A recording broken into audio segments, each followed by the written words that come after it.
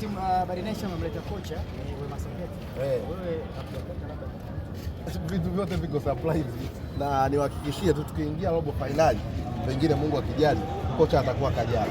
Samba Pola.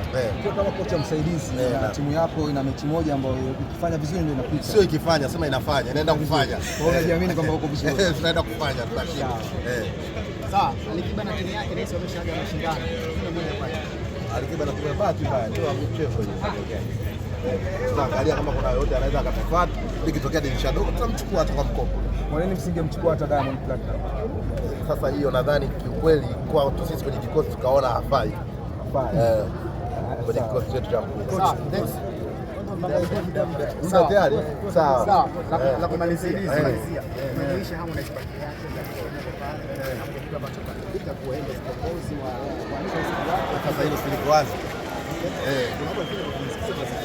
Wewe baada ya pale alikuwa anazungumziwa nani kwenye performance? Sema ukweli. Ndio sio wanaogopa kijana. Lakini pia kuna clip Diamond alipost kuna moja kwenye picha yake Isa. Clip ambayo hapo na kile kitu kinaonyesha kwamba bodyguard wa Harmonize alikuwa na bodyguard wa Diamond alikuwa anamzuia baada ya kuendelea kwa ujumbe. Sawa, kama mnafanya vibonzo vile Simba. Wewe wapi?